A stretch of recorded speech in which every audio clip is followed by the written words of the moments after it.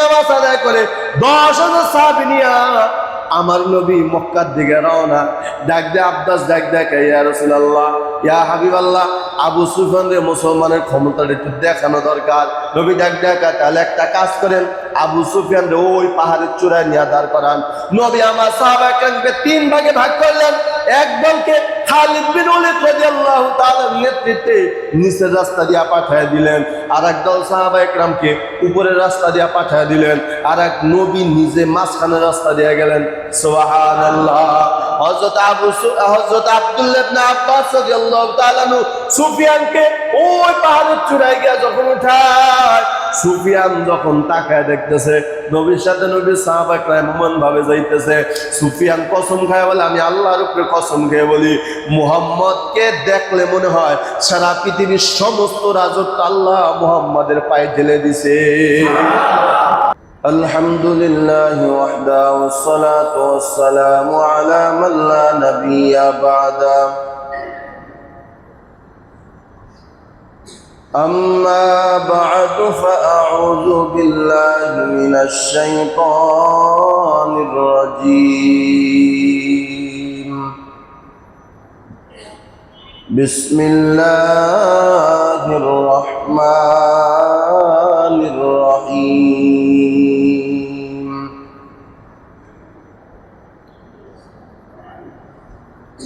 إنا فتحنا لك فتحا مبينا ليغفر لك الله ما تقدم من ذنبك وما تأخر ويتم نعمته عليك ويهديك صراطا مستقيما.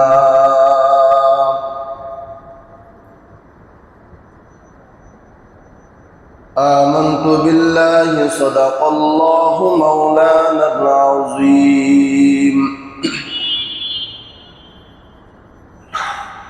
وقال صاحب القرآن رسول الله صلى الله عليه وآله وسلم: إن الله لا ينظر إلى صوركم وأعمالكم ولكن ينظر إلى قلوبكم وأموالكم ولكن ينظر إلى قلوبكم وأعمالكم أو كما قال النبي عليه الصلاة والسلام. صدق الله مولانا العظيم وصدق رسوله النبي الأمي الكريم، ونحن على ذلك لمن الشاهدين والشاكرين والذاكرين، والحمد لله رب العالمين. कौनैन का मुख्तार खुदा तुमको बनाया, कौनैन का मुख्तार खुदा तुमको बनाया, उम्मत की निगहबान खुदा तुमको बनाया, उम्मत की निगहबान खुदा तुमको बनाया। या रब मेरे आँखों में समा जाए मदीना, या रब मेरे आँखों में समा जाए मदीना, मुद्दत से मेरे दिल में तमन्नाए मदीना, मुद्दत से मेरे दिल में तमन्नाए मदीना। সকলে मोहब्बत से दुरूद इब्राहिम पढ़ি। अल्लाहुम्मा सल्लि अला मुहम्मदिन व अला आलि मुहम्मद कमा सल्लैता अला इब्राहीम व अला आलि इब्राहीम إنك حميد مجيد اللهم بارك على محمد وعلى آل محمد كما باركت على إبراهيم وعلى آل إبراهيم إنك حميد مجيد ربنا لا تزغ قلوبنا بعد إذ هديتنا وهب لنا من لدنك رحمة إنك أنت الوهاب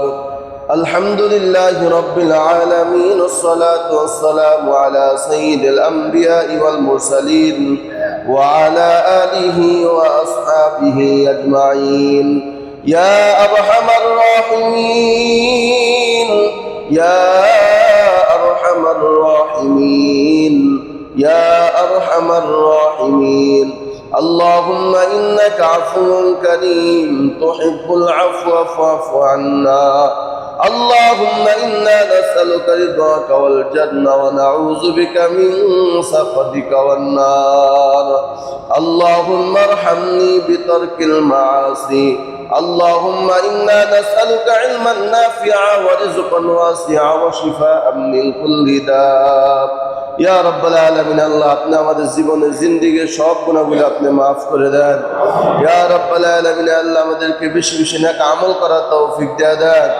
আজকের এই জুমার নামাজ বয়ান আলোচনা সমস্ত আমলগুলোকে আপনি কবুল করিয়া নেন আল্লাহ যে আলোচনাগুলো আমার জন্য প্রয়োজন আমার মুসল্লিদের জন্য প্রয়োজন সেই কথাগুলো আমার জবান দিয়ে আপনি বের করিয়ে দেন ওয়া সাল্লাল্লাহু তাআলা আলা খায়রি খালকিহি মুহাম্মদ ওয়া আলা আলিহি ওয়া আসহাবিহি ওয়া আজওয়াজিহি ওয়া আতবারিহি ওয়া আহলি বাইতি আজমাইন বিরহমাতিকা ইয়া আরহামার রাহিমিন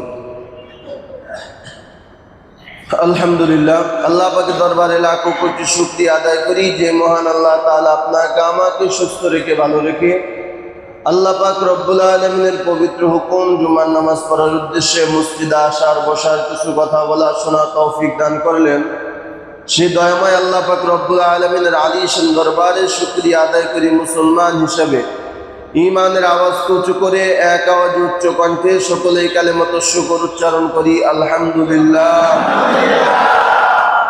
লক্ষ কোটি দুরূদ ও সালাম বিশ্ব মানবতার কান্ডারি বিশ্ব মানবতার মুক্তির দিশারি সাইয়্যিদুল মুরসালিন রাহমাতুল লিল আলামিন খাতামুন নবিয়্যিন সাইয়্যিদুস সাকালাইন ইমামুল মুরসালিন হযরত মুহাম্মদুর রাসূলুল্লাহ সাল্লাল্লাহু আলাইহি ওয়া আলিহি ওয়াসাল্লাম রূপর মোহতারাম হাজিরিন আজকে আমার আলোচনার বিষয় বস্তু হলো মক্কা বিজয় ধারাবাহিকভাবে কিন্তু আলোচনা আপনাদের সামনে করতেছি খন্দক বদরের যুদ্ধ শেষ করলাম মুতার যুদ্ধ শেষ করলাম উহুদের যুদ্ধ শেষ করলাম এই মুতার যুদ্ধে গত সপ্তাহে তো আলোচনা হয়েছে তো মুতার যুদ্ধের পরে কিন্তু মক্কা বিজয় হয়েছে অর্থাৎ ইসলামের শাসন পুরা রাসূলের হাতে চলে এসেছে আলহামদুলিল্লাহ তো এই মক্কা বিজয়টা কিভাবে হয়েছে জানার দরকার আছে না নাই শুধু জানলেই হবে না কিন্তু এখান থেকে মাঝে মাঝে কিছু সবক আছে এগুলো আমাদেরকে গ্রহণ করতে হবে আর সব থেকে বড় কথা হলো এই ইতিহাসগুলো মনে রাখতে হবে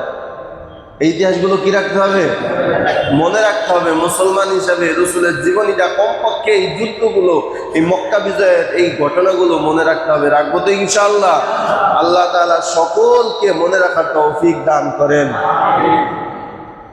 মুতার যুদ্ধ শেষ হওয়ার পর কত লক্ষ ছিল কাফের মনে আছে কারো কত মুসলমান ছিল কয় হাজার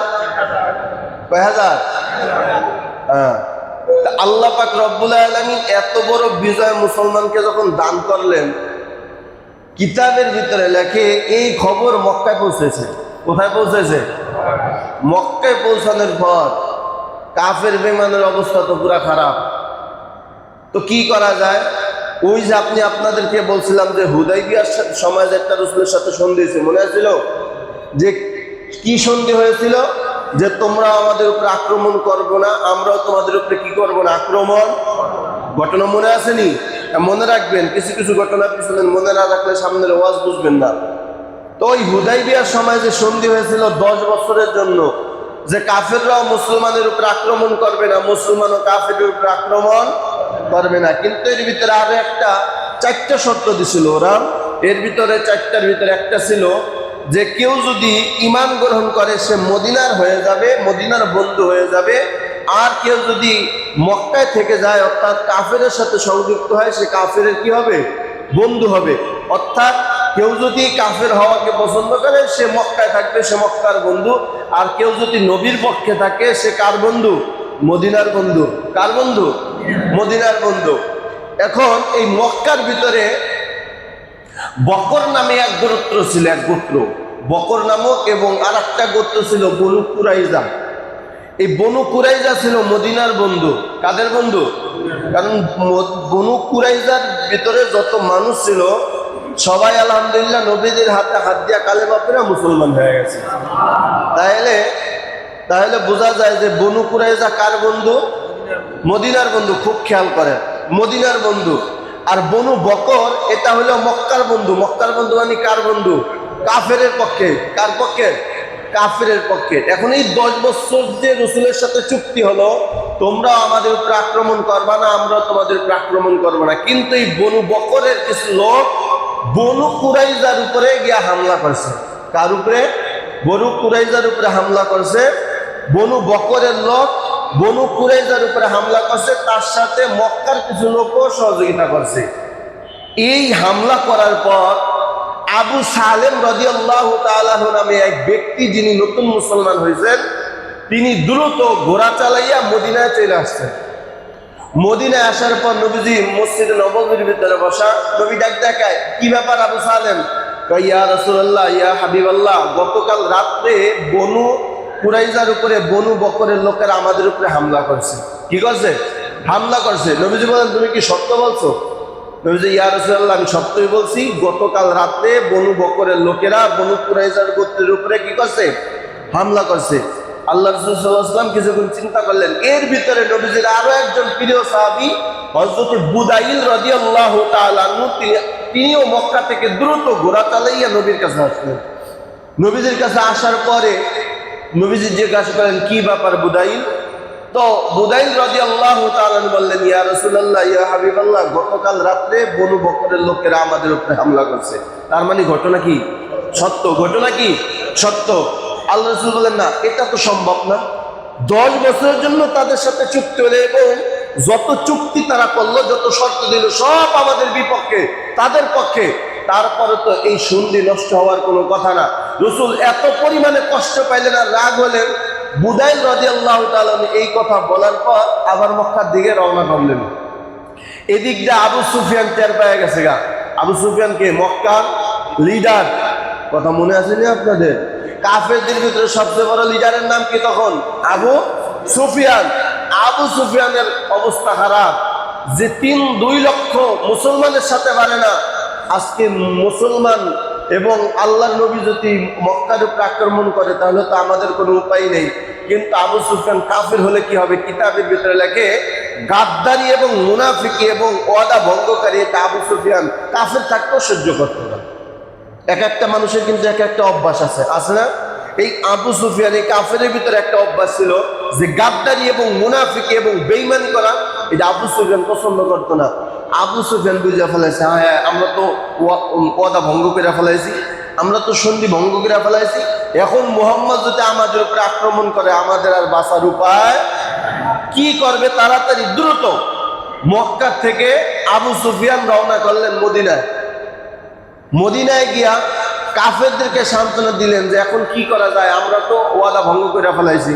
তো আবু সুফিয়ান বলল, আমি একটু মুহাম্মাদের কাছে যাই, গিয়া দেখি কোনো ফায়সালা মক্কার ব্যাপারে আনতে পারি কিনা। তো পথের ভিতরেই হযরত বুদাইল রাদিয়াল্লাহু তাআলা এর সাথে সাক্ষাৎ। তো আবু সুফিয়ান বলতেছে, হে বুদাইল, তুমি কি মদিনায় গেছিলা? আমি কোথায় গেছিলাম এটা তো আপনার কাছে বলার কোনো দরকার নাই। আবু সুফিয়ান বলেন, আমার মনে হয় তুমি নিশ্চয়ই মদিনায় গেছো, কারণ এটা তো মদিনার রাস্তা, তুমি এই দিক দিয়ে কোথায় গেছিলা? বুদাইল রাদিয়াল্লাহু তাআলা কোনো কথা বললেন না, তিনি মক্কায় চলে গেলেন। এদিক দিয়ে সুফিয়ান চিন্তা করলেন যে বুদাইলকে আসলে মদিনায় গেল কিনা। তো সাথে সাথে দেখলো যে যেই ঘোড়া নিয়া বা যেই উট নিয়া সওয়ার হয়েছে বুদাইল, তার কিছু পায়খানা রাস্তার ভিতরে। তো লাঠি দিয়া পায়খানার ভিতরে তালাশ করতেছে, তাকায় দেখতেছে পায়খানার ভিতরে খেজুরের বিচি পাওয়া গেছে। কি পাওয়া গেছে? খেজুরের বিচি পাওয়া গেছে। তখন সুফিয়ান বুঝা ফেলাইছে, হ্যাঁ মদিনায় গেছে। কোথায় গেছে? মদিনায় গেছে। কারণ মদিনায় এলো খেজুর আছে, তো উঠ ঘোড়া যাই যাক না কেন মদিনায় খেজুর খেলে পায়খানার সাথে ওই বিচিগুলো বের হয়। আবু সুফিয়ান মারাত্মক বড় বেরেনের অধিকারী ছিলেন। আবু সুফিয়ান বুঝা ফেলাইছে, খবরদার, সর্বনাশ, এই বুদাইল তো রসুলের কাছে আগেই খবর দিয়া দিছে। তো আবু সুফিয়ান কি করবে? দ্রুত ঘোড়া চালাইয়া নবীজির স্ত্রী উম্মে হাবিবার ঘরে গেলেন। নবীজির স্ত্রী উম্মে হাবিবা হলো আবু সুফিয়ানের মেয়ে। আবু সুফিয়ানের কি মেয়ে? তার মানে রসুলের সম্পর্কে কি হয়? কি কয়? শ্বশুর হয়। হ্যাঁ, খুব খেয়াল করেন। মাঝে মাঝে আপনাদেরকে প্রশ্ন করবো যে ঘটনা বুঝতেছেন কিনা, খুব খেয়াল করেন। তো উম্মে হাবিবার ঘরে যখন আবু সুফিয়ান গেলেন, যেই বিছানায় রসুল বসেন, ওই বিছানায় যখন বসতে চাইলেন, হঠাৎ উম্মে হাবিবা তাড়াতাড়ি বিছানাটা উঠে ফেলাইলেন। সুবহানাল্লাহ। আবু সুফিয়ান ডাক ডাক, আম্মা আপনি বিছানা উঠাইলেন কি আমার সম্মানে না বিছানা সম্মানে বিছানা উঠাইছেন? আবু সুফিয়ান খুব পাকা পাকা কথা বলতে পারতো। উম্মে হাবিবা বলতেছে, আব্বাজান আপনি আমার মেয়ে, তাতে কোনো সন্দেহ নাই, কিন্তু এই বিছানার ভিতরে আল্লাহর পরে যা সম্মান, পৃথিবীর ভিতরে সবচেয়ে দামি পবিত্র মানুষটা এই বিছানার ভিতরে বসে। এই বিছানা পাক পবিত্র। আর আল্লাহ পাক রব্বুল আলামিনের কোরআন বলে, ইন্নামাল মুশরিকুনা নাজাসুন বা নাজাস, কাফের বেঈমান হলো অপবিত্র। আব্বা আপনি আমার বাবা হইতে পারেন, কিন্তু আপনি নাপাক, অপবিত্র, আপনি মুশরিক। অতএব পবিত্র মানুষের বিছানা আপনার মতো অপবিত্র মানুষকে আমি বসতে দিতে পারি না। সুবহানাল্লাহর আওয়াজ আসতে বললেন। চিন্তা করছেন আপনার আমার মেয়েরা হইলে কি করতো? একটু ভাবেন তো। আল্লাহ তাআলা হেদায়েত দান করুন, সকলে বলে আমিন। এই হলো নবীজির ভালোবাসা। তো উম্মে হাবিবা বিছানা উঠে ফেলাইলেন। চিন্তা করলেন উম্মে হাবিবার ঘরে বসে সময় নষ্ট করে লাভ নাই। দ্রুত মসজিদে নববীর ভিতরে গেলেন। নবীজি সাহাবা একরাম নিয়ে বসে আছেন। এর থেকে আর একটা কথা বলি আপনাদেরকে। এই ঘটনা ঘটার 3 দিন আগে নবীজি আম্মা জান আয়েশাকে বললেন, আয়েশা তুমি আমার জামা কাপড়গুলো একটু গুছগাছ করো, তুমি দ্রুত আমার জামা কাপড়গুলো গুছগাছ করো। তো আম্মা জান আয়েশা বললেন, প্রাণের স্বামী আপনি কি কোথাও যাবেন? বলে, আমি যা বলছি তা করো, তোমার প্রশ্ন করার কোনো দরকার। তার মানে আল্লাহর পক্ষ থেকে কি আসছে? ইশারা, একটা ইশারা আসছে। তো আবু বকর রাদিয়াল্লাহু তাআলা আনহু ঘরে গিয়ে দেখলেন আম্মা জান আয়েশা আবু বকরের মেয়ে। আবু বকরের কি মেয়ে? তো নবীজির কাপড় চোপড় গুছগাছ করতেছে। তো আবু বকর বললেন, কি ব্যাপার আয়েশা, নবীজি কি কোথাও যাবে? কোথায় যাবে কিনা তা জানি না, বলে নবী বলছে জামা কাপড় গুছ করার জন্য। আবু বকরের এত বড় সাহস নেই যে নবীর কাছে গিয়ে জিজ্ঞাসা করবে। জোরে কোন সুবহানাল্লাহ। তো নবীজি মসজিদ নববীর ভিতরে বসা। এর ভিতরে আবু সুফিয়ান রসুলের সামনে গিয়ে হাজির হয়েছে। ডাক ডাকা, মুহাম্মদ আমরা তো একটা বেদবি করে ফেলাইছি, অন্যায় করে ফেলাইছি, আপনি আমাদেরকে মাফ করেন আর মক্কা নিরাপত্তা ঘোষণা করেন। নবীজি কোনো কথা বলতেছে না, মাথা নিচু করে চুপচাপ বসে আছে। আর অনেক কিছু কথা বলছেন, অনেক হাতে পায়ে ধরলেন, রিকোয়েস্ট করলেন, নবীজি কোনো কথা বললেন না। তার মানে নবী অনেক কষ্ট হয়েছেন। কি পাইছেন? যে তোমাদের সাথে 10 বছরের চুক্তি হলো, তোমরা আমাদের উপর আক্রমণ করবে না, আমরাও তোমাদের উপর আক্রমণ করবে না, সেই ওয়াদা কেন ভঙ্গ করলে? এই কারণে নবীজি অনেক কষ্ট হয়েছে। আবু সুফিয়ান বুঝতে পারছে নবীজির কাছে আর আমার সুযোগ নাই। দৌড়ে গেছে আবু বকরের বাড়িতে। আবু বকর আপনি নবীজির সবচাইতে কাছের মানুষ, আপনি একটা কাজ করেন না, নবীজির একটু সান্ত্বনা দিয়া বুঝান। বলে, কি বুঝাবো? বলে, নবীজির কাছে গিয়ে একটু বুঝান যে আমরা তো একটা বেদবি করে ফেলাইছি, গাদ্দারি করে ফেলাইছি, নবী জানি আমাদের মক্কার নিরাপত্তা ঘোষণা করে। আবু বকর ডাক ডাকে, এত বড় সাহস আমার, সুবহানাল্লাহ বলবেন না, এত বড় সাহস আমার নাই। আবু বকরের কাছেও আবু সুফিয়ান চান্স পাইল না, গেল ওমরের বাড়িতে। ওমরে ডাক ডাকা, ওমর জি বলেন। বলে, আমরা তো একটা গাদ্দারি করে ফেলাইছি, অন্যায় করে ফেলাইছি, মুহাম্মদকে একটু বলেন মুহাম্মদ যেন মক্কার নিরাপত্তা ঘোষণা করে। কারণ কি? মুতার যুদ্ধে যে অবস্থার ঘটনা শুনছি, আমি বিশ্বাস করি সারা পৃথিবীর সমস্ত শক্তি যদি এক হয়, মুহাম্মাদের সাথে পেরে ওঠা সম্ভব না। চিৎকার মেরে কেন আল্লাহু আকবার। ওমরের কাছে গেছে আবু সুফিয়ান। ওমরের কাছে গিয়া বলতেছে, একটু সুপারিশ করেন না। কি ব্যাপারে সুপারিশ করব? বলে, গিয়া বলেন মুহাম্মদ যেন মক্কার নিরাপত্তা ঘোষণা করে, আমাদের উপরে যেন কোনো আক্রমণ না করে, হামলা না করে। ওমর রাদিয়াল্লাহু তাআলা ডাকদা বললেন, শোনো আবু সুফিয়ান, আমার যদি কোনো ধন সম্পদ না থাকে, আমার যদি বাবা না থাকে, আমার যদি কোনো আত্মস্বজন দুনিয়াতে বেঁচে না থাকে, আমার কাছে যদি কোনো অস্ত্র না থাকে, সামান্য একটা কাঠের টুকরা যদি আমার হাতে থাকে, সেই কাঠের টুকরা দিয়ে আমি তোমাদের বিরুদ্ধে জিহাদ করবো। চিৎকার মেরে কোন সুবহানাল্লাহ। তার মানে আবু সুফিয়ান বুঝতে পারছে ওমর এখনো আমাদের 1 নম্বরের শত্রু। ওমর আমাদের কি এখনো 1 নম্বরের শত্রু। তো ওমর রাদিয়াল্লাহু আনহুর কাছে চান্স পাইলেন না, গেলেন হযরত ওসমানের কাছে। ওসমানও একই কথা বললেন যে রাসূলকে জিজ্ঞাসা করার মতো সাহস আমার নাই। হযরত আলীর কাছে গেলেন, ফাতেমা পাশে বসে হাসান হুসাইন খেলাধুলা করতেছে, দিয়া বলতেছে আলী আমরা তো একটা গাদ্দারি করছি, মেহেরবানি করে মুহাম্মদকে বলো যাতে আমাদের মক্কার নিরাপত্তা ঘোষণা করে। আলী রাদিয়াল্লাহু ডাকতে বলেন এত বড় সাহস আমারও নাই। তো ফাতেমাকে বললেন ফাতেমা তোমার কলিজার টুকরা হাসানকে গিয়া নবীর কাছে গিয়া বলো যে হাসান যদি বলে আমার মনে হয় হাসানের কথা নবীজি মানতে পারে। ফাতেমা ডাক ডাকে আমার বাবার সিদ্ধান্ত থেকে আমার সন্তান বড় না। জোরে কোন সুবহানাল্লাহ। কারো কাছেই কোনো চান্স পাইল না আবু সুফিয়ান। এরপরে আলী রাদিয়াল্লাহু আনহু জিজ্ঞাসা করলেন আবু সুফিয়ান আলী তাহলে একটা পরামর্শ দাও কি করা যায়।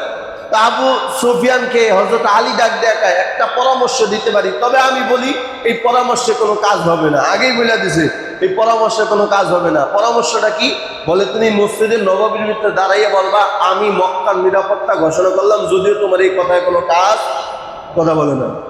এ ভাই কথাগুলো বুঝতেছেন আপনারা? তোমার কোন কাজ হবে না, তারপরও তুমি মক্কায় আপনার মদিনায় নববীর ভিতরে দাঁড়াইয়া বলো আমি মক্কার নিরাপত্তা ঘোষণা করছি। এই কথা বইলা আবু সুফিয়ান মক্কা চলে গেছে গা। কাফের বেঈমানেরা জিজ্ঞাসা করলো কি খবর, তা সর্বনাশ অবস্থা পুরা খারাপ, যেই কোনো সময় মুহাম্মদ আমাদের উপরে হামলা করতে পারে, ভয় আছে। কয় কেন?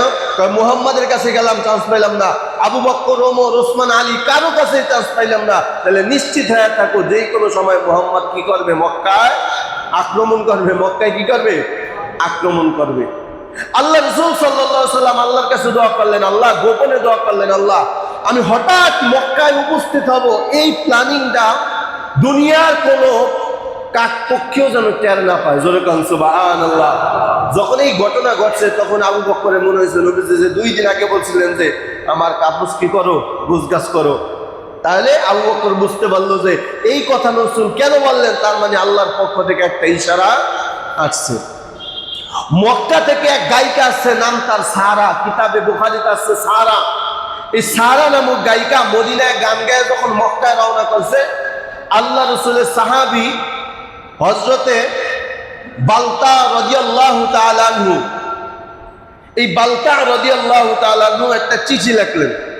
চিঠির ভিতরে লিখলেন মক্কার কাফেররা সাবধান হয়ে যাও, মুহাম্মদ যেই কোনো সময় তোমাদের উপর আক্রমণ করবে, মেহেরবানি করে তোমরা আমার আত্মীয়স্বজনকে রক্ষা করবা। তার মানে কার বিরুদ্ধে চিঠি? নবীর বিরুদ্ধে। কার বিরুদ্ধে? নবীজির সাহাবী হযরতে বালতা রাদিয়াল্লাহু তাআলা আনহু চিঠি লিখলেন, সারা নামক গায়িকার কাছে দিয়া দিলেন। চিঠির ভিতরে লেখা ছিল মুহাম্মদ যেই কোনো সময় মক্কা আক্রমণ করতে পারে, তোমরা আমার আত্মীয়স্বজনকে রক্ষা করবা। এই চিঠি যখন সারা নামক গায়িকার কাছে দিয়া দেয়, এদিক দিয়ে জিবরাইল আমিন হাজির হয়ে যায়। জোরে কোন সুবহানাল্লাহ। জিবরাইল আমিন ডাক দেয় পয়গম্বর আপনি মক্কায় যাবেন, আল্লাহর কাছে দোয়া করলেন, আল্লাহ তাআলা আপনার দোয়া কবুল করেছেন, কিন্তু আপনার সাহাবী যেই কোনো একজন সাহাবী নাম বলেন নাই জিবরাইল। জিবরাইল ডাক দেয় ইয়া রাসূলুল্লাহ আপনার বিরুদ্ধে কিন্তু চিঠি অলরেডি মক্কায় চলে যাইতেছে। নবী ডাক দেয় জিবরাইল কে চিঠি পাঠাইলো? কয় জানার দরকার নাই, আগে চিঠিটা তাড়াতাড়ি দ্রুত নিয়ে আসেন, ফেরত নিয়ে আসেন।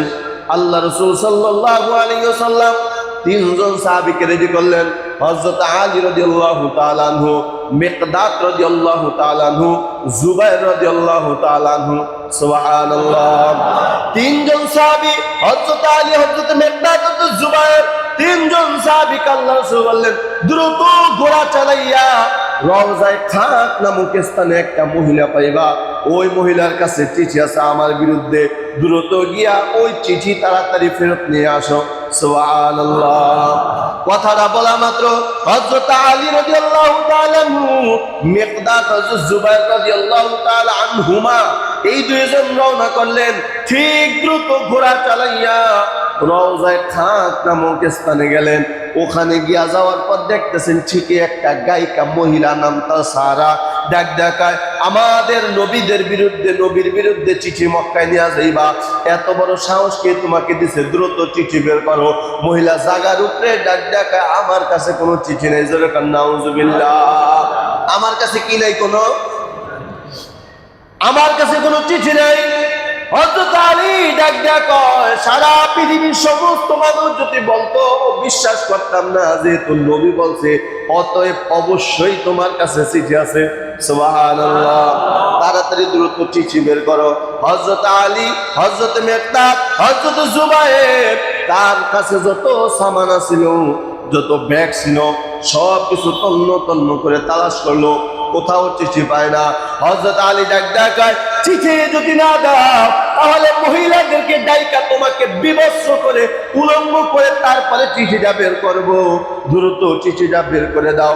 এইভাবে আলী রাদিয়াল্লাহু তাআলা যখন ভয় দেখাইলেন, আলী রাদিয়াল্লাহু তাআলা ভয় দেখার পর মহিলা ডাক দেখা, আলী তোমরা অন্যদিকে তাকাও। তিনজন সাহাবী যখন অন্যদিকে তাকাইছে, মহিলা তার মাথার খোপা থেকে চিঠিটা বের করে দিছে।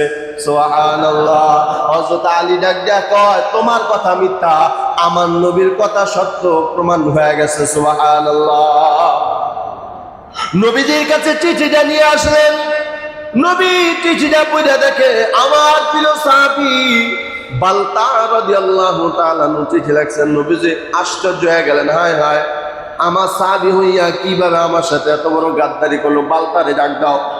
বালতাকে ডাকা হলো। বালতা, কি ব্যাপার, আমার বিরুদ্ধে মক্কার চিঠি, এত বড় সাহস কেন? বালতা রাদিয়াল্লাহু তাআলা ডাক দেখা, ইয়া রাসূলুল্লাহ, ইয়া হাবিবাল্লাহ, আমার ব্যাপারে কোনো সিদ্ধান্ত নেওয়ার আগে আমার কথা আছে, একটু শুনেন। এবার বালতা রাদিয়াল্লাহু তাআলা কে নবী ডাক দেখা, বলো তোমার কি কথা? হযরতে বালতা রাদিয়াল্লাহু তাআলা ডাক দেখা, ইয়া রাসূলুল্লাহ, যে আয়াত আমি খুতবার ভিতরে তেলাওয়াত করেছি, তখন সূরা ফাতিহা নাজিল হয়। এই বালতা রাদিয়াল্লাহু তাআলা ডাক দেখা, ইয়া রাসূলুল্লাহ, যখন আল্লাহ তাআলা সূরা ফাতিহা নাজিল করেন, আল্লাহ বলেন ইন্না ফাতাহনা লাকা ফাতহাম মুবিনা, আমি আল্লাহ নিশ্চয়ই মক্কার বিজয় মুহাম্মাদের হাতে দান করব। এই আয়াত যখন নাজিল হয়, আমি বালতা নিশ্চিত হয়ে যাই অচিরেই আল্লাহ তাআলা মক্কার ক্ষমতা আপনার হাতে দিবে। তবে আমার চিঠি লেখার উদ্দেশ্য হলো, হুজুর, আপনি যদি আক্রমণ করেন, ওখানে আমার আত্মীয় স্বজন কিছু আছে, তাদের উপর তো আক্রমণ হবে। আমার উদ্দেশ্য হলো ওখানকার মানুষ যেন আমার আত্মীয় স্বজনকে হেফাজত করে, এই কারণে আমি চিঠিটা লিখলাম। হযরত ওমর রাদিয়াল্লাহু তাআলা ডাক দেখে, ইয়া রাসূলুল্লাহ, এই মুনাফিককে ছেড়ে দেওয়া যাবে না, কে আছো তাড়াতাড়ি অস্ত্র আমার হাতে দাও, এই মুহূর্তে আমি তাকে হত্যা করব। আমার নবী ডাক দেখা, সাবধান ওমর, তুমি ভুলা যাও না, আমার এই বালতা কিন্তু বদরের যুদ্ধের সাহাবী। জোরে কান সুবহানাল্লাহ। আমার এই সাহাবী বদরের যুদ্ধে অংশগ্রহণ করেছে। আল্লাহ তাআলা বলেছেন বদরের যুদ্ধে যে সমস্ত সাহাবায়ে কেরাম অংশগ্রহণ করেছে, তাদের আগে পরে সব গুনাহ আমি আল্লাহ মাফ করে দিয়েছি। সুতরাং বালতাকে আল্লাহ তাআলা মাফ করে দিয়েছেন, আমরাও মাফ করে দিলাম, তুমিও মাফ করে দাও। জোরে কান সুবহানাল্লাহ। হযরতে বালতা রাদিয়াল্লাহু তাআলাকে মাফ করে দিলেন নবী আমার। প্রায় 10,000 সাহাবায়ে কেরাম নিয়ে এবার মক্কার দিকে রওনা। জোরে কান সুবহানাল্লাহ। মক্কা বিজয় করবেন আল্লাহ রাসূল সাল্লাল্লাহু আলাইহি ওয়াসাল্লাম। 17 রমজান সারি খাবার খাওয়ার পর নবীজি হিজরত করা শুরু করলেন মক্কার দিকে। 8 বছর পরে নবী আমার মক্কায় যাবে। আল্লাহ পাক রব্বুল আলামিন মক্কার শাসন ক্ষমতা আমার নবীর হাতে দিবে। 10,000 সাহাবী নিয়ে আমার নবী যখন রওনা, কিতাবের ভিতরে রাখে মাররাতুজ জহরান নামক এক স্থানে গিয়া তার চাচা হযরত আব্বাস রাদিয়াল্লাহু তাআলা আনহু তার পরিবার নিয়ে মক্কা থেকে মদিনায় রওনা। ডাক ডাকা, চাচা আপনি কোথায় যান? কয় ভাতিজা আমি তোমার কাছে যাইতেছি। কয় না না, আমার কাছে আর যাওয়া লাগবে না, আমাদের সাথে মক্কা চলেন, আবার মক্কা থেকে আমরা একসাথে আবার মদিনায় যাব। আব্বাস আর গেলেন না। নবী তাকায় দেখতেছেন তার চাচাতো ভাই আর ফুফাতো ভাই দুইজন রাসূলের চির দুশমন আব্বাসের সাথে আছে। নবীজির দেখা মাত্র মেজাজটা গরম হয়ে গেছে। অন্যদিকে তাকায় রইলেন নবীজির কলিজার টুকরা স্ত্রী উম্মে সালমা। ডাক দেখা, ইয়া রাসূলুল্লাহ, ইয়া হাবিবাল্লাহ, অন্যদিকে তাকানোর কোনো দরকার নাই। আপনি এদেরকে মাফ করে দেন আর কালেমা পড়ায়া মুসলমান বানায়া দেন। সাথে সাথে ওখানে দুইজন, একজন হলো আবু সুফিয়ান। এই আবু সুফিয়ান কিন্তু লিডার আবু সুফিয়ান না, রসুলের চাচাতো ভাই অথবা ফুফাতো ভাই, নাম ছিল আবু সুফিয়ান। এই আবু সুফিয়ান আর একজন হলো ইরকামা, আবু জাহেলের সন্তান। জোরে কোন সুবহানাল্লাহ। এই ইরকামা এবং আবু সুফিয়ান কালেমা পড়ে মুসলমান হয়ে গেছে। নবী আমার মাদরাতুজ জহরান নামক স্থানে গেলেন। সন্ধ্যা হয়ে গেল, অন্ধকার। কিতাবের ভিতরে লেখে নবী আর আমার সামনে যায় না, কেন রাতের অন্ধকারে মক্কায় ঢুকবো না।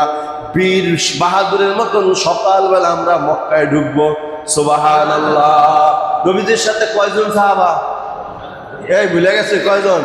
এজন্য বলছি, আমি কিন্তু মাঝে মাঝে প্রশ্ন করবো, আপনারা মনোযোগ আছে কিনা দিকে বোঝানোর জন্য। নবীদের সাথে সাহাবা একরাম কত? 10,000 সাহাবা একরাম। কোন স্থানে? মাররাতুল জহরান। মাররাতুল জহরান নামক স্থানে 10,000 সাহাবী। নবীজি বললেন, ও সাহাবীরা, তাড়াতাড়ি সবাই আগুন জ্বালাও। 10,000 আগুন জ্বালানো হইল। 10,000 আগুন জ্বালানোর পর নবীজি বললেন, যার ইচ্ছা কেউ সাহারি খাইতে পারো, আবার কারো রোজা নাও রাখতে পারো, কারণ মুসাফির অবস্থায় রোজা রাখা ফরজ না। রোজা রাখা কিনা? রোজা রাখা ফরজ না। যার ইচ্ছা সাহারি খেয়ে রোজা রাখতে পারো, কেউ রোজা নাও রাখতে পারো। তোমরা যে কাজ করো, এখন নিরাপত্তায় তোমরা ঘুমায় যাও।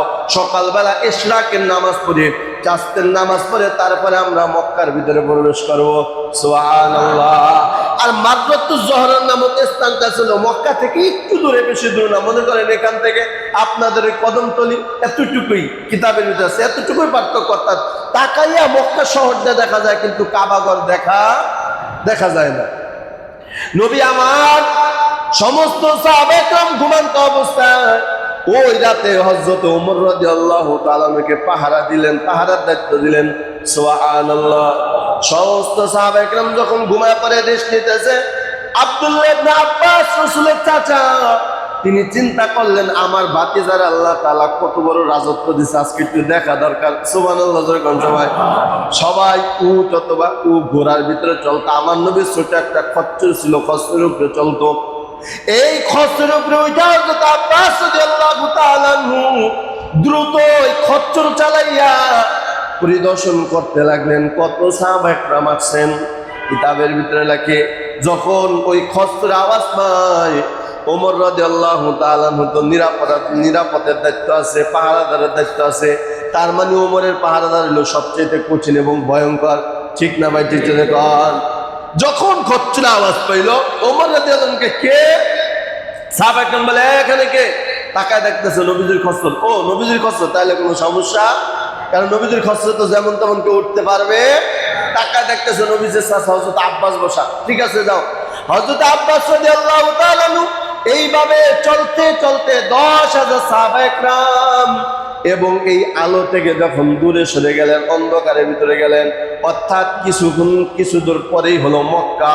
এই দিক দিয়া আবু সুফিয়ান রাতের বেলায়, নবীজির টেনশনে ঘুম হয় না। সুবহানাল্লাহ। রাতের বেলায় আবু সুফিয়ান ভয়ে কাঁপতেছে, কোন সময় যেন মুহাম্মদ আমাদের উপর আক্রমণ করে, কোন সময় যেন মক্কা তছনছ করে ফেলায়, এই ভয়ে ঘুম হয় না। ওই বুদাইল সাহাবা একরাম, তার সাথে আবু সুফিয়ান কথা বলতেছে। আবু সুফিয়ানের কণ্ঠের আওয়াজ পাইয়া আব্বাস দেখায়, ওখানে কে? সুফিয়ান কিনা? আমি সুফিয়ান। তুমি কে? তুমি কি আব্বাস? এবার আব্বাস রাদিয়াল্লাহু আনহু দেখে, হ্যাঁ আমি আব্বাস। দেখা সুফিয়ান, তুমি এত রাত্রে এখানে কি করো? কয়, সর্বনাশ, বইল না, তোমার ভাতিজা চিন্তা আমার ঘুম হয় না। সুবহানাল্লাহ বলুন না। কোন সময় জানি তোমার ভাতিজা উপস্থিত হয়ে যায়। হযরত আব্বাস রাদিয়াল্লাহু তাআলা আনহু এত বড় একজন সাহাবা একরাম ছিলেন। কিতাবের ভিতরে লেখে, আব্বাসের গলাটা অনেক বড় ছিল। বুখারী শরীফের ভিতরে লেখে এবং ইবনে হিব্বান কিতাবের ভিতরে আছে, হযরত আব্বাস রাদিয়াল্লাহু তাআলা যদি ডাক দিতেন, তার ডাকের আওয়াজটা প্রায় 12 কিলোমিটার যাইতো। সুবহানাল্লাহ। কত কিলোমিটার? 12 কিলোমিটার যাইতো। জোরে কোন সুবহানাল্লাহ। আল্লাহ তাআলা আব্বাসের গলার ভিতরে এত পাওয়ার দিয়েছে। আর হযরত বেলালের পাওয়ার ছিল কি? বলে বেলাল যদি আযান দিত, চতুর্দিকে 33 মাইল দূরে যাইতো। হযরতে বেলালকে আল্লাহ তাআলা এমন পাওয়ার দিয়েছেন। হযরত আব্বাস যখন আবু সুফিয়ানের সামনে গেলেন, ডাক ডাকা, কি ব্যাপার আপনি এত রাত্রে এখানে কেন? বলে তোমার ভাতিজার টেনশনে আমার ঘুম হয় না। কয় আমার পিঠে ওঠেন, আসেন আমার ভাতিজার রাজত্ব আপনার একটু দেখায়। কি ব্যাপার তোমার ভাতিজা? কয় অলরেডি আইসা গেছে। সুবহানাল্লাহ। আবু সুফিয়ানের অবস্থা তো খারাপ। আবু সুফিয়ান কয় সর্বনাশ। আব্বাস কয় কোনো ভয় নাই, আপনি আমার সাথে চলেন, মুহাম্মাদের সাথে সাক্ষাৎ করবেন। জোরে কোন সুবহানাল্লাহ। হযরতে পেছে উঠাইয়া আবু সুফিয়ানকে নিয়ে আবার সেই 10,000 সাহাবা একরামের বাতির ভিতর দিয়া যখন রওনা করলেন, সাহাবা একরাম টের পায় কে তাকায় দেখতেছেন নবীজির খচ্চর, আর কেউ কথা বলে না, পিছনে আব্বাস। কিন্তু আব্বাসের পিছনে একটা লোক আছে, সাহাবা একরাম দেখে না। ওমরের সামনে যখন আইছে, ওমর রাদিয়াল্লাহু আনহু ডাকা কে না, নবীজির খচ্চর ঠিক আছে, কিন্তু ডাকা আব্বাসের পিছনে কে? হঠাৎ ওমর রাদিয়াল্লাহু আনহু তাকায় দেখতেছে না, সর্বনাশ, আব্বাসের পিছনে আমাদের চিরশত্রু আবু সুফিয়ান। কে আছো তাড়াতাড়ি তরবারি দে। এই মানুষটাকে হত্যা করার জন্য বহু সুযোগ আমি খুঁজেছি, নবীজির কারণে সুযোগ পায়াও হাতছাড়া করছি, ওরে হত্যা করতে পারি নাই, আজকে আমি ওরে হত্যা করব। ওমরের অবস্থা দেখা আব্বাস রাদিয়াল্লাহু তাআলা আনহু এত দ্রুত ঘোড়া খচ্চরটা চালাইলেন। কিতাবের ভিতরে লেখে আব্দুল্লাহ ইবনে আব্বাস খচ্চর চালায় আর দৌড়ায়, ওমরও তরবারি নিয়ে মাটি দিয়া দৌড়াইতেছে। সুবহানাল্লাহ। এমন করে দৌড়াইতেছে, নবীদের কাছে কোনো মত আব্বাস রাদিয়াল্লাহু তাআলা গিয়ে হাজির হইয়া আপনার কি বলে শাসাইতেছে, হাঁপাইতেছে। নবী ডাক ডাকে, কি ব্যাপার চাচা, কি হয়েছে? আগে ওমরে থামান। জোরে কান সুবহানাল্লাহ। কয় ওমরে থামান। কয় ওমর কি হয়েছে, কি ব্যাপার? কয় রাসূল কি হয়েছে আপনি বুঝুন না? এই কে? সর্বনাশ, আবু সুফিয়ান, আমাদের চিরশত্রু, 1 নম্বর শত্রু। রাসূল আজকে আপনার আমারে বাধা দিয়েন না, কারণ আজকে আমি ওর হত্যা করবো, এটা নিশ্চিত, এটা কোনো সন্দেহ নাই, আপনি আমার বাধা দিয়েন না। জোরে কান সুবহানাল্লাহ। নবীজি বলছেন ওমর এমন একজন সাহাবী ছিলেন, ইসলাম গ্রহণ করার পর বিন্দু মাত্র বাতিল দেখতে পারতেন না। সুবহানাল্লাহ বলেন। বিন্দু মাত্র বাতিল দেখতে পারেন না ওমর। কিতাবের ভিতরে লেখে আল্লাহ রাসূল বলেন, তোমরা যদি ওমরকে চিনতে চাও, এক সাইডে হক আর এক সাইডে বাতিল রাখবা, মাঝখানে ওমরকে খাম্বার মতো দাঁড় করে দিবা। এই হলো হযরত ওমর। সুবহানাল্লাহ। আব্বাস চিন্তা করতেছে, ওমর যেভাবে পারাপারি করতেছে, আবু সুফিয়ানকে তো হত্যা করবে, কিন্তু আমি আবু সুফিয়ানকে তো অন্য নিয়ে টানছি, দেখিনি মুহাম্মদের হাতে কালেমা পড়া কি হয়, মুসলমান হয়। আব্দুল্লাহ ইবনে আব্বাস চিন্তা করলে একটু ঝগড়া লাগায় দিই। কি লাগায় দিই? ঝগড়া লাগায় দেয়। আব্বাস ডাক ডাক, ওমর তুমি এরকম কেন করতেছো? এখানে যদি তোমার কোনো পরিবারের লোক হইতো, তুমি কি এমন করতে পারতা? হযরত ওমর রাদিয়াল্লাহু তাআলা মুহাব্বতের পরিচয় দিয়া ডাক ডাক, আব্বাস এমন একটা কথা বলবো আমি কোনোদিন কল্পনাও করতে পারি নাই, তুমি শোনো তাহলে আমি তোমাকে কি বলি। আমার বাবা খাত্তাব ইসলাম গ্রহণ করার কারণে যেই পরিমাণ খুশি হয়েছি, তার থেকে হাজার হাজার বেশি গুণ খুশি হয়েছি তুমি আব্বাস ইসলাম গ্রহণ করার কারণে। সুবহানাল্লাহ। আমার আব্বা খাত্তাব মুসলমান হওয়ার কারণে, ইসলাম গ্রহণ করার কারণে আমি যেই পরিমাণ খুশি হয়েছি, তার থেকে হাজার হাজার কোটি কোটি বেশি গুণ খুশি হয়েছি আমি তোমার ইসলাম গ্রহণ করার কারণে। জোরে বলেন সুবহানাল্লাহ। আব্বা ডাক ডাকা, কেন? আমি তো আপনার কোনো আত্মীয় স্বজন না। তাই একমাত্র কারণ হলো আমার নবী তোমার ইসলাম গ্রহণে খুশি, তাই আমি ওমরও খুশি। সুবহানাল্লাহ। এটাকেই বলে ভালোবাসা। আল্লাহ রাসূল সাল্লাল্লাহু আলাইহি ওয়াসাল্লামের সামনে ওমর বলতেছেন, হে যে আব্বাস, নবী তোমার ইসলাম গ্রহণে এত খুশি হয়েছে, এই কারণে আমি এত খুশি হয়েছি, কারণ রাসূলের ভালোবাসার কাছে আমি সব ভালোবাসা বিসর্জন দিয়ে দিচ্ছি। সুবহানাল্লাহ।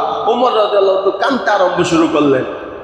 আব্বাস রাদিয়াল্লাহু তাআলা আবু সুফিয়ানের পাশে রেখে নবীজি বললেন, আবু সুফিয়ান আপনি এখন যান, সকালে আসেন। কি করেন? সকালে আসেন।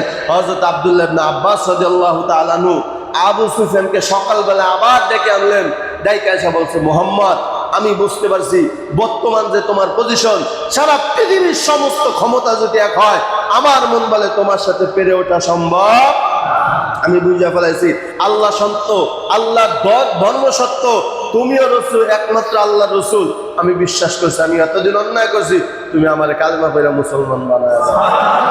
সাথে সাথে আবু সুফিয়ান কি হয়ে গেছে? মুসলমান হয়ে গেছে। নবী আমার এত পরিমাণে খুশি হয়ে গেলেন যে বড় লিডার আবু সুফিয়ান মুসলমান হয়ে গেছে, আর কোনো টেনশন নাই। সকালবেলা ফজরের নামাজ আদায় করলেন, নবী আমার ইশরাকের নামাজ আদায় করলেন, চাস্তের নামাজ আদায় করে 10,000 সাহাবী নিয়ে আমার নবী মক্কার দিকে রওনা। ডাক দে আব্বাস, ডাক দে, ইয়া রাসূলুল্লাহ ইয়া হাবিবাল্লাহ, আবু সুফিয়ানের মুসলমানের ক্ষমতাটা একটু দেখানো দরকার। নবী দেখা, তাহলে একটা কাজ করেন, আবু সুফিয়ান ওই পাহাড়ের চূড়ায় নিয়ে দাঁড় করান। নবী আমার সাহাবা কেরামকে 3 ভাগে ভাগ করলেন। এক দলকে খালিদ বিন ওলীদ রাদিয়াল্লাহু তাআলার নেতৃত্বে নিচের রাস্তা দিয়ে পাঠিয়ে দিলেন, আর এক দল সাহাবা একরামকে উপরের রাস্তা দিয়ে পাঠিয়ে দিলেন, আর এক নবী নিজে মাঝখানের রাস্তা দিয়ে গেলেন। সুবহানাল্লাহ। হযরত আব্দুল্লাহ ইবনে আব্বাস রাদিয়াল্লাহু তাআলা সুফিয়ানকে ওই পাহাড়ের চূড়ায় গিয়ে যখন উঠায়, সুফিয়ান যখন তাকায় দেখতেছে নবীর সাথে নবীর সাহাবা একরাম এমন ভাবে যাইতেছে, সুফিয়ান কসম খায় বলে, আমি আল্লাহর উপরে কসম খেয়ে বলি, মুহাম্মদকে দেখলে মনে হয় সারা পৃথিবীর সমস্ত রাজত্ব আল্লাহ মুহাম্মাদের পায়ে ঢেলে দিছে।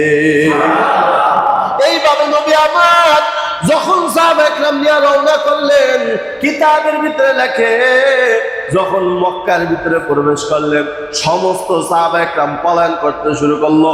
স্তব্ধ অবস্থা, কেউ কারোর সাথে কোনো কথা বলে না, ভয় থরথর করে কাঁপতেছে। যেরকম সুবহানাল্লাহ। 8 বছর পর নবী আমার মক্কার ভিতরে প্রবেশ করলেন।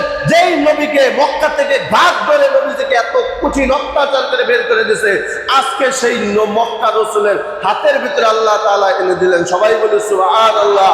আব্দুল্লাহ ইবনে আব্বাস ডাকে, মুহাম্মদ ভাতিজা একটা কাম করো। কি? আবু সুফিয়ানের নেতৃত্বের লোভ আছে। কি আছে? লিডার হওয়ার একটা লোভ আছে। এমন একটা কাজ করেন, আবু সুফিয়ানের একটা নেতৃত্বের দায়িত্ব দেন। তো নবীজি বললেন কি দেওয়া যায়? চিন্তা ভাবনা করে বলেন, আবু সুফিয়ান, যেহেতু আপনার নেতৃত্ব দেওয়ার একটা লোভ আছে, নেতা হওয়ার একটা লোভ আছে, ঠিক আছে, আপনার একটা মেয়ের নেতা বানিয়ে দিলাম। সেই নেতা কি? আপনি মক্কার কাবা ঘরের সামনে গিয়া ঘোষণা করবেন, আমার ঘরে যারা প্রবেশ করবে তাদেরকে কোনো অত্যাচার করা হবে। সুবহানাল্লাহ বলবেন না? রাসূল অনুমতি দিলেন, তারে নেতা বানায় দিলেন, একক ক্ষমতা দিয়া দিলেন। যাও সুফিয়ান, তোমার আমি একক ক্ষমতা দিলাম, যেহেতু তোমার ক্ষমতার লোভ আছে, তুমি মক্কার জমিনে বাইতুল্লাহর সামনে দাঁড়ায় বলবা, আমার ঘরের ভিতরে যারা প্রবেশ করবে তাদেরকে ক্ষমা করা হবে। সুবহানাল্লাহ। 2 নম্বর, হাতিমে কাবার ভিতরে যারা প্রবেশ করবে তাদেরকে ক্ষমা করে দেওয়া হবে। 3 নম্বর, বাইতুল হারাম অর্থাৎ বাইতুল্লাহর ভিতরে যারা ঢুকবে তাদেরকেও সাধারণ ঘোষণা করা হবে। সুবহানাল্লাহ। কিন্তু কাফেররা ভয়ে স্তব্ধ বিরাজ করতেছে, কেউ কারোর সাথে কথা বলে না। আল্লাহ পাক রব্বুল আলামিন বলেন, ওই কাফেররা বলতেছেন, মুহাম্মদ আগে পর আমাদের মক্কায় আসছে, এত ভয় আমাদের ভিতরে ছিল না। অন্যান্য সময় মুহাম্মদ মক্কায় আসছে, এত ভয় ছিল না, আজকে কেন এত ভয়? আজকে কেন আমাদের কথা পর্যন্ত বলার সাহস পাইতেছি না? আল্লাহর কোরআন বলে, ওয়াকাযাফা ফী কুলুবিহিমুর রুবা, আমি আল্লাহ তোমাদের অন্তরে মুহাম্মাদের জন্য ভয় সৃষ্টি করে দিলাম। মুহাম্মদ আল্লাহ রাসূল সাল্লাল্লাহু আলাইহি ওয়াসাল্লাম মক্কার উপরে কাবা ঘরের সামনে দাঁড়াইলেন। দাঁড়াইয়া নবীজি আমার ভাষণ দেওয়া শুরু করলেন। 1 নম্বর, আবু সুফিয়ানের ঘরে যাবে তাদেরকে সাধারণ ঘোষণা করা হবে। 2 নম্বরে, হাতিমে কাবার ভিতরে যারা যাবে তাদেরকে ক্ষমা করা হবে। 3 নম্বরে, বাইতুল্লাহর ভিতরে যারা আশ্রয় নেবে তাদেরকেও ক্ষমা করা হবে। যেরকম সুবহানাল্লাহ। আরে বাবা, মক্কার মানুষ কোনোদিন চিন্তাও করতে পারে নাই যে মুহাম্মদকে এত পরিমাণে অত্যাচার করেছি, এত পরিমাণে নির্যাতন করেছি, গা ধরে মক্কা থেকে বিদায় করে দিয়েছি, গরুর পচা নারী বুড়ি যে মুহাম্মদের গাড়ির মধ্যে চাপায় দিয়েছি, সেই মুহাম্মদ আমাদেরকে ক্ষমা করবে কোনোদিন চিন্তাও করতে পারে নাই। আর এটাই হলো নবীর আদর্শ, কথা ঠিক কিনা? এজন্য মাফ করার অভ্যাস শিখেন, প্রতিশোধ নেওয়ার অভ্যাস শিখেন না। এটা নবীদের আদর্শ না, ঠিক না ভাই? ঠিক যেরকম মানুষকে মাফ করার অভ্যাস শিখেন, মানুষকে ভালোবাসার এই গুণ অর্জন করেন। আরে ভাই, প্রতিশোধ তো সবাই নিতে পারে, মাফ করার জন্য করতে পারে। মাফ করার গুণ অর্জন করেন, এটা নবীর আদর্শ, ঠিক না ভাই? ঠিক যেরকম এই জন্য আপনি মাফ করবেন, আল্লাহ তাআলা আপনাকে মাফ করে দিবে। সুবহানাল্লাহ। নবী আমার ডাক দেখায়, বাইতুল্লাহর চাবি কার কাছে? হযরতে তালহা রাদিয়াল্লাহু তাআলা আনহু ডাক দেখায়, ইয়া রাসূলুল্লাহ, ইয়া হাবিবাল্লাহ, নবী গো, এই বাইতুল্লাহর চাবি আমার কাছে। সুবহানাল্লাহ। সবাই নবী আমার চাবি হাতে নেয়, নবীর চোখ বায়া বায়া পানি পড়ে। আখারে যে মক্কা থেকে আমারে তাড়ায় দিছে, আজকে সেই মক্কার চাবি আল্লাহ আমার হাতে উঠায় দিছে। সুবহানাল্লাহ।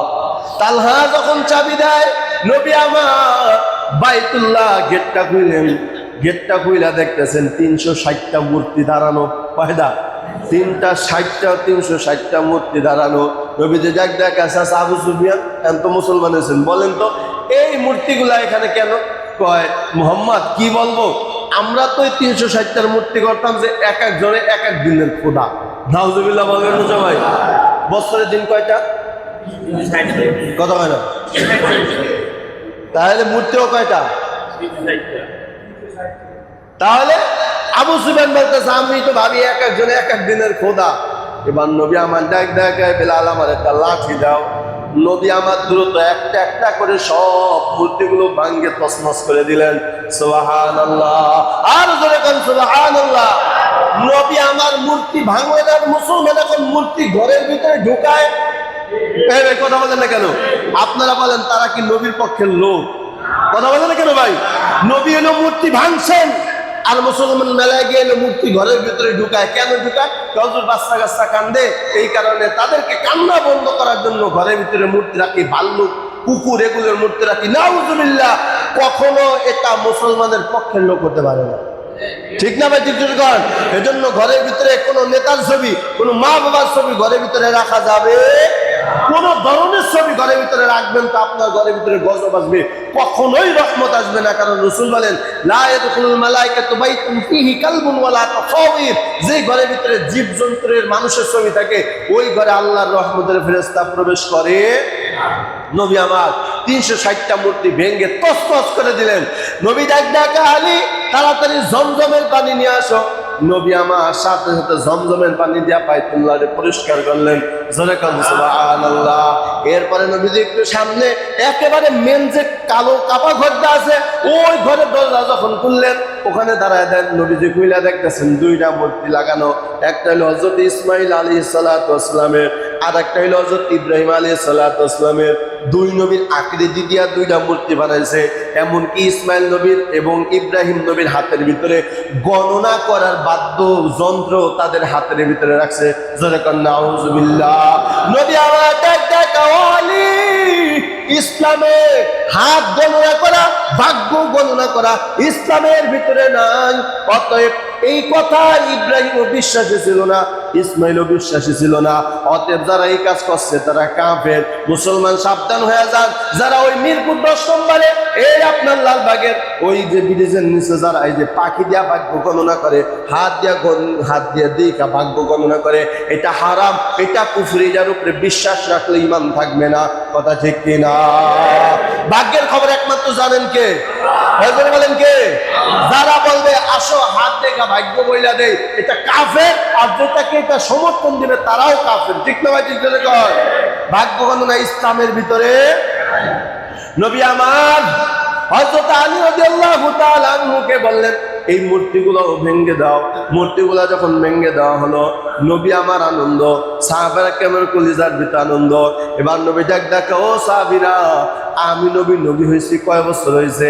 এক সাহাবী গণনা করে বলে নবী 21 বছর হয়েছে। আল্লাহ নবী ডাকা, ও সাহাবাকরাম, এই 21 বছরের ভিতরে আল্লাহর ঘর বাইতুল্লাহর ভিতরে কোনোদিন আমি আযান দিতে পারি নাই। আমার এই যে চাচা সুফিয়ান পাশে বসা, এরপরে আবু জাহেল তো আগেই বদরের যুদ্ধে মারা গেছে, বড় বড় কাফের, আমারে কোনোদিন প্রকাশ্যে আযান দিতে দেয় নাই। বাইতুল্লাহর ভিতরে কোনোদিন আযান হয় নাই, আজকে বাইতুল্লাহর ভিতরে আযান হবে। জোরে কান সুবহানাল্লাহ। এই যে বাইতুল্লাহ মক্কা বিজয় ইতিহাসে স্বর্ণের অক্ষরে লেখা, এই মক্কা বিজয়ের আযানটাও যে দিবে তার নামটাও স্বর্ণের অক্ষরে লেখা থাকবে, চিরকাল মুসলমানের অন্তরে থাকবে। তাহলে বলেন তো, যে মক্কা বিজয়ের দিন আযান দিবে তার দাম কম না বেশি? ধরে বলেন কম না বেশি? নবী আমার সাহাবা একরামকে নিয়ে পরামর্শ বসে গেলেন, ও সাহাবীরা, আজকে মক্কা বিজয়ের আযান হবে, তারপরে আমি রাসূলের জামাতে যোহরের নামাজ হবে। জোরে কোন সুবহানাল্লাহ। কিতাবের ভিতরে আমি বুঝাইতে পারবো না সাহাবা একরামের ভিতরে কি পরিমাণ আনন্দ। নবী আমার ডাক দেখাও, সাহাবা একরাম সুন্নাত তুমি পরামর্শ দাও, কি আযান দিবে? একজন ডাক দেখে, ইয়া রাসূলুল্লাহ, ইয়া হাবিবাল্লাহ, হযরত আবু বকর আজকে বিজয়ের আযান দিবে। জোরে কোন সুবহানাল্লাহ। কি আযান দিবে? হযরত আবু বকর। কয় কেন? আবু বকর আপনার সবচেয়ে প্রিয় এবং কাছের মানুষ। জোরে কোন সুবহানাল্লাহ। নবীকে ঠিক আছে মাশাআল্লাহ বসো, আরেকজন দাঁড়াও, আরেকজন দাঁড়ায়, ইয়া রাসূলুল্লাহ ইয়া হাবিবাল্লাহ আজকে মক্কার আযান দিল হযরত ওমর। নবী ডাক ডাকায় কেন? কয় ওমর যখন ইসলাম গ্রহণ করা হয়েছে তখন আমরা আর গোপনে ইবাদত করি নাই, বরঞ্চ ওপেন হয়ে গেছি, প্রকাশ্যে ইবাদত করেছি। আজকে ওমরের মতো বীর বাহাদুর যদি আযান দেয় মক্কার জমিনটা থরথর করে কাঁপবো। জোরে কোন সুবহানাল্লাহ। মক্কার জমিনটা থরথর করে কেঁপে উঠবে আজকে সিংহ বাহাদুর ওমরের কণ্ঠে আযান হবে। জোরে কোন সুবহানাল্লাহ। নবী আমার আরেকজন দাঁড়াও, মাশাআল্লাহ সুন্দর পরামর্শ দিয়েছে, আরেকজন দাঁড়াও, আরেকজন ডাকবে ইয়া রাসূলুল্লাহ আজকে মক্কার বিজয়ের আযান হবে হযরত ওসমানের কণ্ঠে। কয় কেন? কয় ওসমানের টাকা খায় নাই এমন কোন বাপের পুত মক্কার জমিনে নাই। জোরে কোন সুবহানাল্লাহ। মক্কার এমন কোন মানুষ নাই যে ওসমানের টাকা খায় নাই, টাকা না খাইছে তেল খাইছে, না হয় গম খাইছে, না হয় আটা খাইছে, ঠিক না ভাই? ঠিক কন। অতএব মুহাম্মদ আজকে মক্কার আযান বিজয়ের আযান দিবে কে? হযরতে ওসমান। নবী আমার বললেন আলহামদুলিল্লাহ, ভালো পরামর্শ দিচ্ছে। আরেকজন বলো, আরেকজন দাঁড়ায় কয় আজকে মক্কার বিজয় আযান দিবে শেরে খোদা হযরত আলী। জোরে কোন সুবহানাল্লাহ। নবী আমার ডাক ডাকে কেন আলীর কথা বলছো? আপনি তো বললেন শেরে খোদা, আল্লাহর সিংহ, আসাদুল্লাহিল জাব্বার, আল্লাহ সিংহ যদি মক্কার জমিনে আযান দেয় বাকি যত বেঈমানের ঘর আছে সব ভেঙ্গে তছনছ হয়ে যাবে। জোরে কোন সুবহানাল্লাহ। মুহতারাম হাজিরিন, এক মিনিট আলোচনা শেষ করি।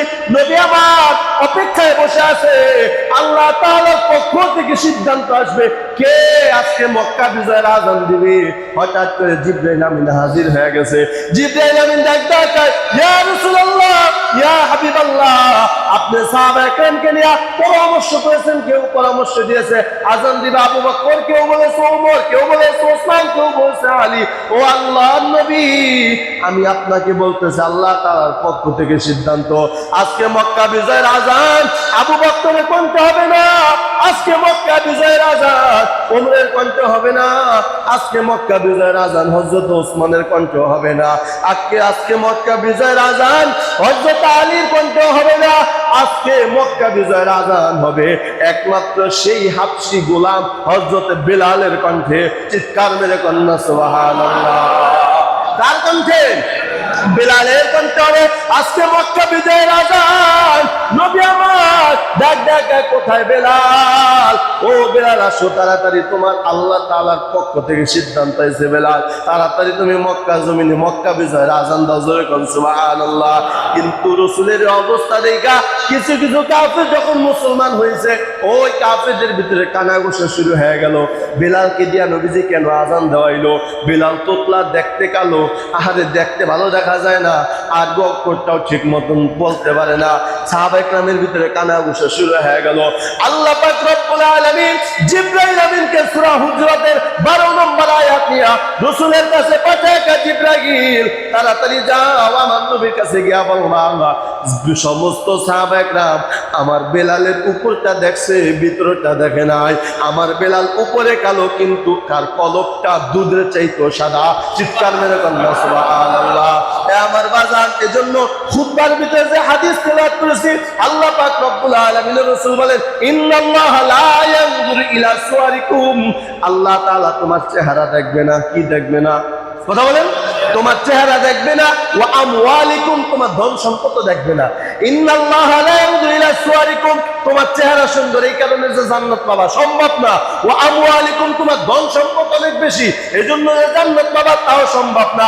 আল্লাহ বলেন তোমার চেহারাও দেখবো না, তোমার ধন সম্পদও দেখবো না। ওয়ালাকি ইয়ানজুরু ওয়ালাকি ইয়ানজুরু ইলা আমওয়ালিকুম কুলুবিকুম, আল্লাহ তাআলা দেখবেন মানুষের অন্তর এবং তার নেক আমল। জোরে বলেন সুবহানাল্লাহ। তাহলে অনেক মানুষ দেখতে কালো, ভিতরটা অনেক কি সাদা, ভিতরটা কি সাদা। আবার অনেক মানুষ উপরে ফিটফাট, ভিতরে ঠিক না ভাই? ঠিক জোরে কন। মুহতারাম হাজিরিন, এইভাবে মক্কা বিজয় করলেন। জোরে কন সুবহানাল্লাহ। এরপর আল্লাহ পাক রব্বুল আলামিন আমার রাসূলের কাছে মক্কা বিজয়ের চাবিটা দিয়ে দিয়েছেন। মুহতারাম হাজিরিন, যতটুকু আলোচনা করলাম এই আলোচনা থেকে সর্বপ্রথম আমাকে আমাদের সকলকে সহি তরিকা আমল করার তৌফিক দান করুন। সকলে বলে আমিন। আগামী জুমে আলোচনার বিষয়বস্তু হলো নবীজির মৃত্যু কিভাবে হয়েছে, অর্থাৎ ওফাতুন নবী, যে সুন্নাত 4 রাকাত ক্বাবলা সুন্নাত আদায় করি।